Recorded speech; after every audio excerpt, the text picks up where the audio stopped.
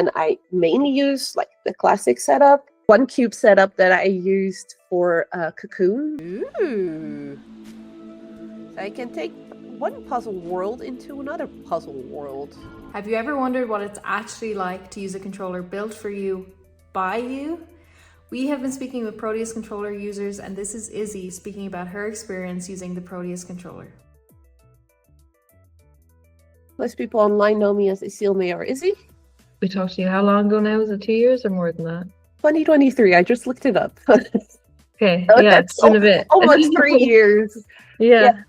I found out about ByoWave through GA-Con, where you presented to Proteus for the first time, and I was just looking at it like, okay, that looks really, really, really cool. And I could immediately see a lot of possibilities with it because of its customizability.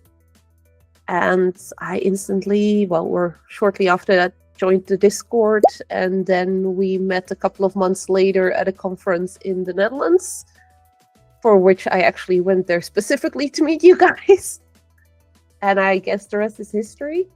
Got a test kit for from you guys just before Gamescom, where you announced it to the world. So I've been testing it a bit with you guys and got my Gen 1 being used a lot, standing next to me always. I've enjoyed being part of the community and testing things for you guys and the interaction with you guys so much over time. Seeing you guys respond to people on the Discord with all the support questions as well. Seeing it grow, it's been amazing. You're kind of interested in it from a unique perspective, and you've shown it off at conferences yourself. Like, without us being there, maybe you can talk a little bit about. Yeah, of course. So yeah, I do indeed. I'm not disabled myself, as in my hands and everything works. I do have hypermobility, but that doesn't really come into play when I play video games. So yeah, my interest was more of a standpoint. I want to work with people with disabilities, but I do still volunteer for 2 organizations now, one being HyperX in the Netherlands, which is all about community building for gamers with disabilities. And the other one is accessiblegaming.be, which also sells the Proteus controller. And both organizations, they are at conventions in the Netherlands and Belgium where they showcase accessible gaming.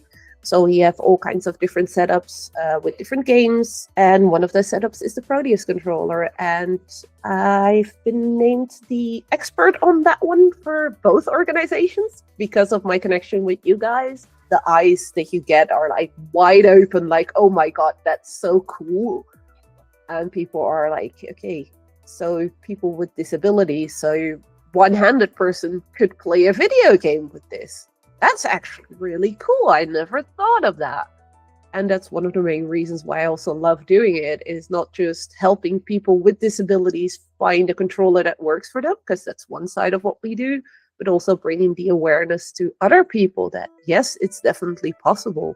So if you have people that you know that want a game but maybe need help, come to us.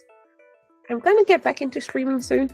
And when I do, I have a second webcam always pointed at my hands as well. So for the games that I play with controller, I try to either use my Proteus or the 8BitDo Lite, because both are a different way of approaching accessibility in gaming. The 8BitDo I can just put down, don't have to hold.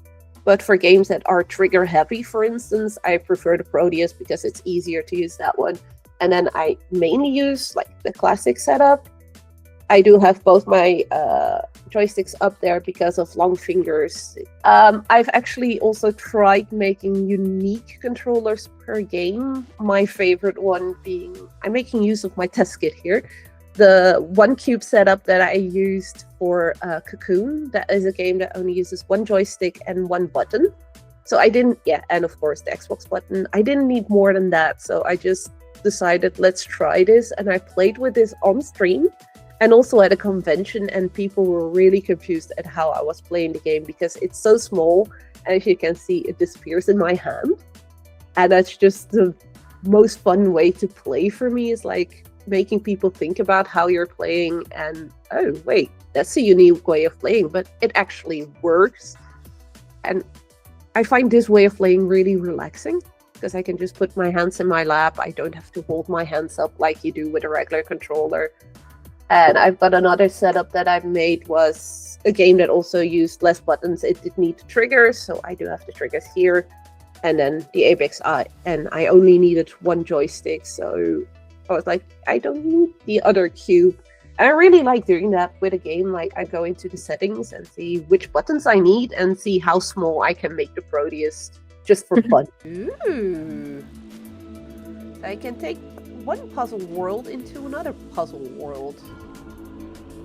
Interesting.